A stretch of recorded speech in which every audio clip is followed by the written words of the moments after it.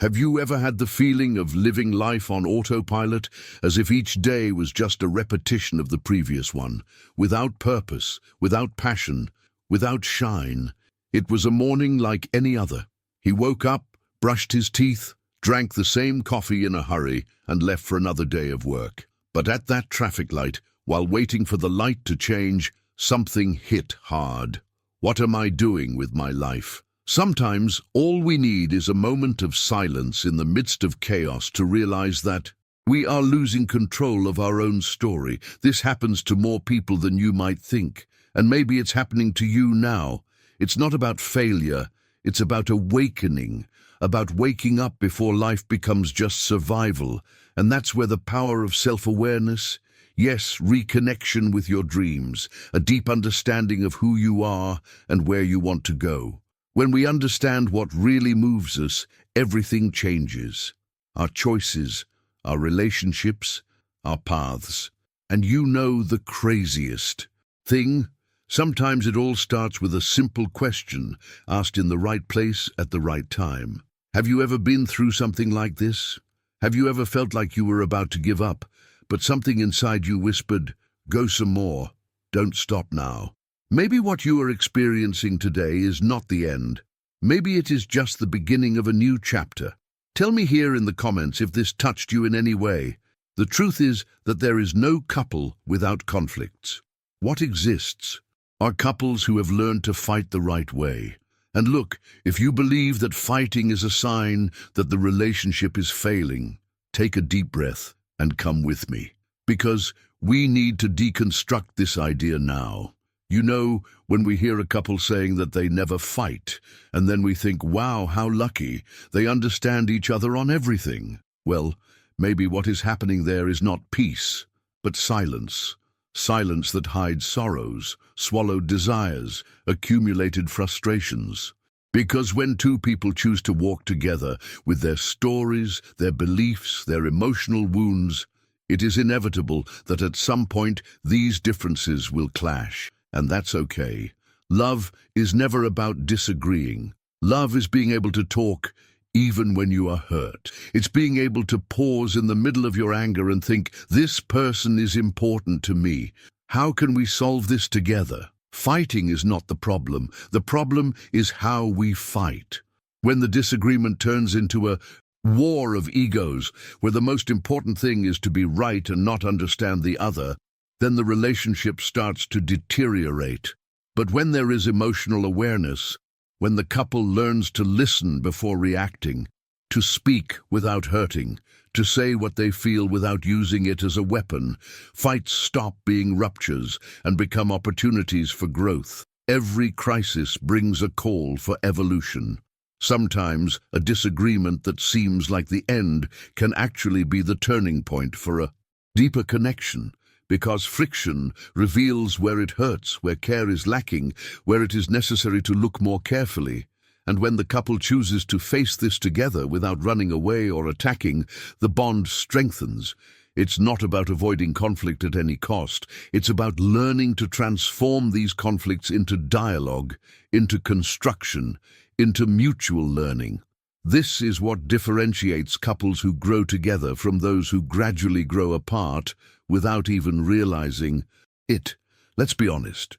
Relationships are not fairy tales. There is no prince, no princess, no story where everything fits perfectly all the time. Relationship is a daily choice. It is a commitment to the truth, to respect, to the desire to evolve together, even when this requires discomfort. And discomfort is part of it. There will be a day when one of you will be more vulnerable, more tired, more reactive. There will be times when communication fails, when empathy fails, when pride speaks louder. And all of this is human. The great thing is not to let these moments define the relationship. Happy couples are not those who avoid fights, but those who face conflicts with maturity, presence, and love, who understand that the problem is not the difference, but the way they deal with it, who choose to talk honestly, listen with an open heart, and take responsibility for their own part. Because at the end of the day, fighting the right way is one of the deepest ways to love. It's looking at each other and saying, even with our differences, I'm still here, and I want to resolve this with you. Have you ever experienced this? Have you ever had a difficult conversation that ended up bringing you closer together? Share with me in the comments. Your story may touch someone who needs to hear exactly that today. Sometimes what feels like a direct attack is actually a silent cry for connection. A listen to me, notice me, look at me, disguised in harsh words, a raised tone or a silence that weighs in the air. We have this habit of always interpreting other people's behavior based on the surface, based on what is said or not said, without trying to listen to what is actually being communicated behind. And that's why so many relationships spiral, because no one stops to think that that repetitive irritation, that cross-comment, or even that cold distance could just be poorly expressed ways of saying, I feel alone here. Conflict is often a request for closeness, even if it comes disguised as distance, because human beings deep down want to be understood, validated, welcomed. When we feel like we're not being seen or heard by those who matter most, something inside us tries to get attention in some way, not always pretty, not always fair, but almost always true. Have you ever stopped to think about how many times you fought not because you really wanted to argue, but because you wanted to be understood? How many times did pain speak before reason, and you reacted before being able to explain what you felt? This happens all the time, and it's not weakness, it's humanity. In many relationships, especially the most intimate ones, we feel safe enough to show our wounds, but we don't always know how to show them without hurting them. Therefore, many conflicts are not about what they seem. It's not about the misplaced glass, the message that took too long to be responded to, or the tone of voice used in a conversation. It's about what this represents for each person. It's about lack, fear of rejection, need for validation, or an old pain that is being reactivated there, in that moment. When you start to see conflicts from this angle, something changes. You begin to see that the problem is not that the other person is different from you. The problem is that everyone's pain is screaming at the same time, and no one has learned to translate that scream into words that really connect. Maybe we need to relearn how to talk, not with the intention of beating the script, but with the sincere desire to understand what is behind the other person's words. Because most of the time, the ones who scream are the ones who most want to be heard. Those who walk away may be dying to be welcomed, and those who seem cold may just be afraid of showing themselves vulnerable. Anger is often the most visible layer of much deeper pain. When someone says, "You're never here," they may mean, "I miss your emotional presence." When someone complains about your attitude, they may be trying to say, "I don't want us to get lost." And when we start to listen with our hearts, instead of reacting with our ego, we also begin to communicate with more truth. Have you ever experienced this? Keep that for a moment. You think about what, behind the anger, you really meant. What's more, try to remember what the other person, behind the way they reacted, was perhaps trying to say too. This change of perspective could be the missing key to transforming fights into bridges. It's not about always getting it right, but about being willing to try again, now with more awareness. Because every healthy relationship is built on a willingness to listen, even and especially what was not said. If there's one thing that makes all the difference when it comes to a discussion, it's the timing. Choosing the right moment can completely change the direction of the conversation. When emotions are still boiling, the risk of saying hurtful things, and that you can't take back later, is extremely high. Therefore, one of the most powerful strategies for transforming fights into productive moments is to respect the time of emotions. If you realize that you are about to explode, or that the other person is, take a breath. Give me a break. Saying, "I need a moment to calm down and think about this better," is not weakness.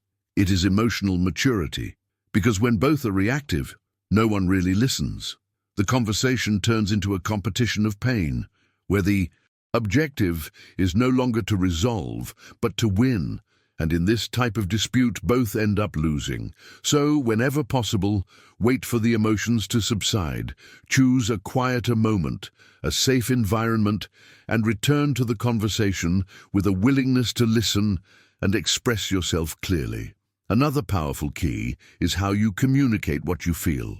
Most fights turn into battles because we point fingers before opening our hearts. Instead of saying, "You always do this," how about trying, "When this happens, I feel hurt, ignored, alone." The difference seems subtle, but it is gigantic.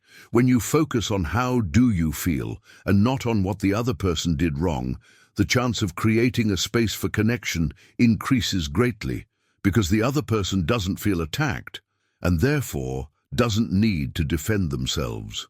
Emotional language paves the way for vulnerability, and vulnerability is what builds true intimacy. So the next time you feel that urge to throw everything in someone else's face, take a breath and ask yourself, what am I really feeling here?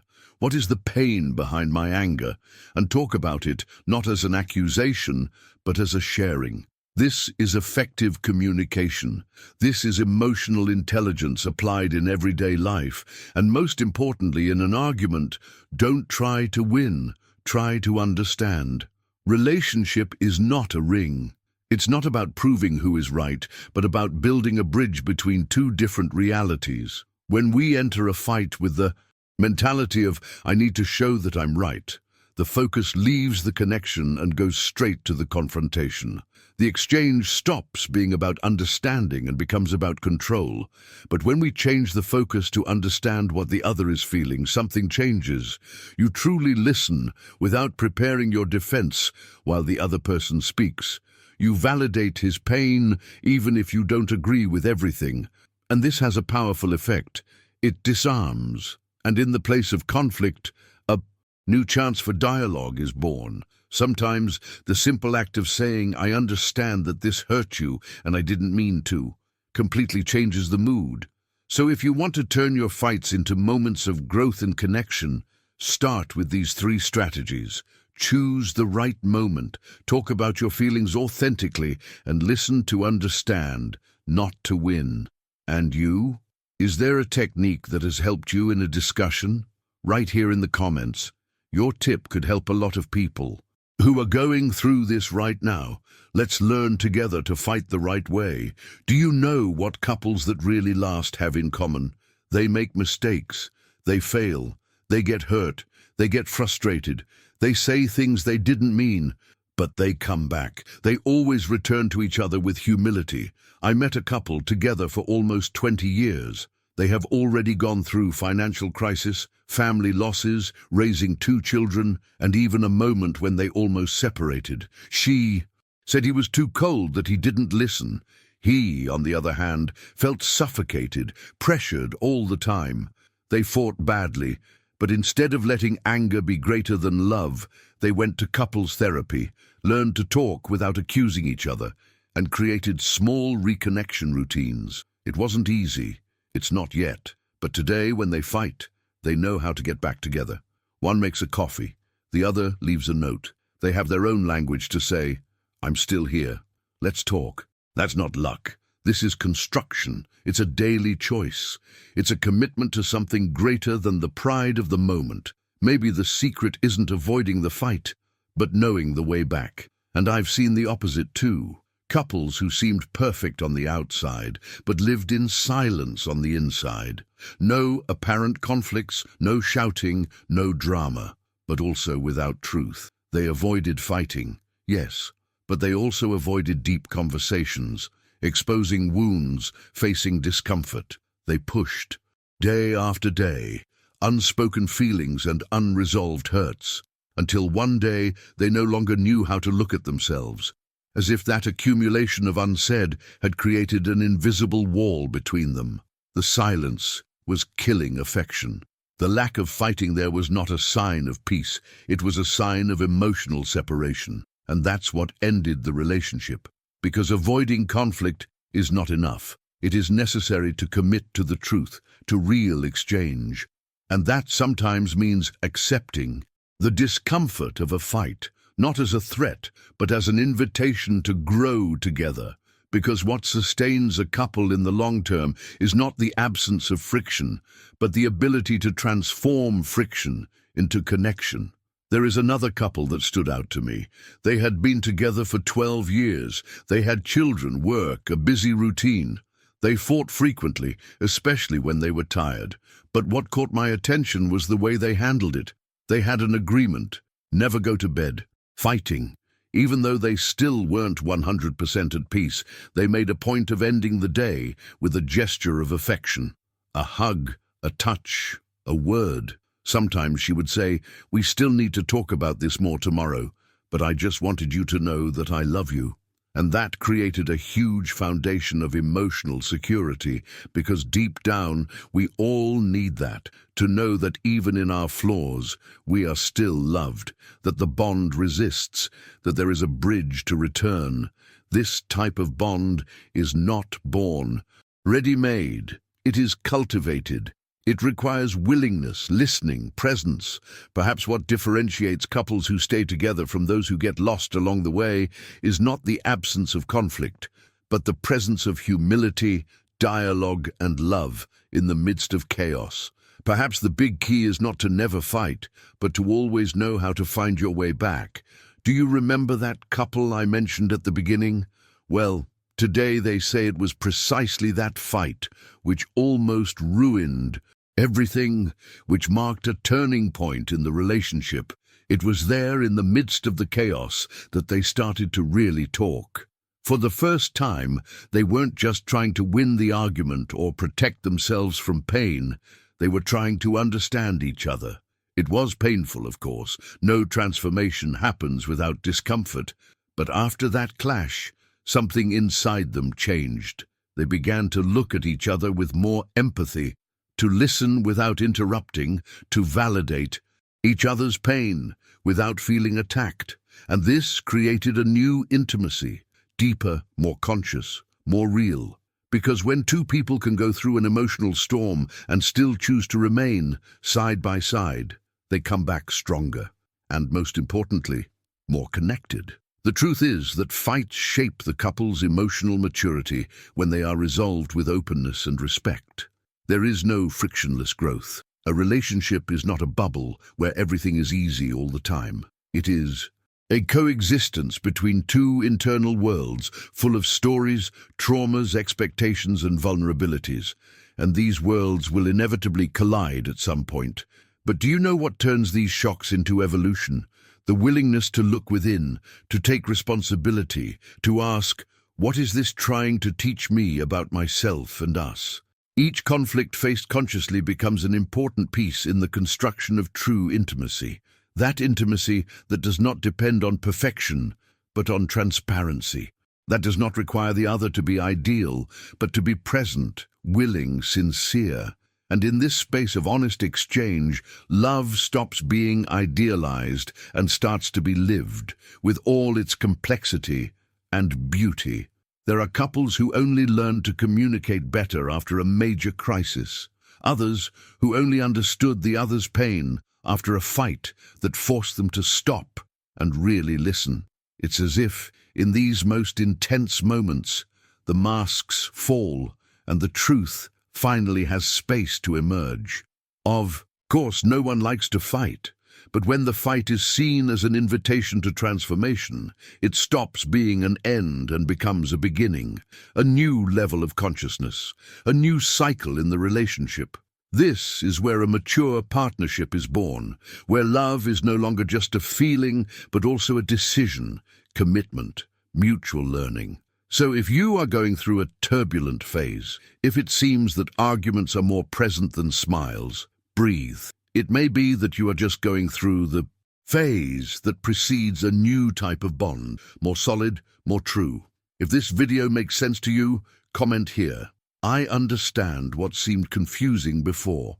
Sometimes all we need is a new look to find our way again. At the end of the day, it's not about who's right, who's loudest, or who gives in first. It's about who chooses to stay, who chooses to look at others with humanity even when they are hurt, who chooses to hold their hand even when pride screams to turn away. Real relationships are not built on days of peace, but on days when everything seems to fall apart, and yet the two choose to rebuild. Love, deep down, is never about fighting. Love is learning to find yourself again after the fight. It's recognizing that behind every harsh word, there is often just pain wanting to be heard. It's having the courage to show vulnerability, to ask for forgiveness, to try again. Every fight that ends with a sincere conversation, with a look that says, "I still choose you," is another step in building a mature, conscious, real love. So if you are going through a difficult time, if you feel like you are moving away from the ones you love because of the fights, take a deep breath. Maybe this is just a phase, an invitation, a crossing that, if done truthfully, can strengthen your bond like never before. Remember that no one teaches us how to love. We learn by trying, making mistakes, adjusting, starting over. Sometimes the greatest proof of love is not in avoiding conflict, but in having the courage to face it with an open heart. Because love doesn't live in perfection, it lives in the willingness to continue, to mature together. Love is not about not fighting. Love is wanting to continue even after the fight, and learning together how to reconnect. If you know someone who is going through this, send this video. It might be exactly what that person needs to hear today.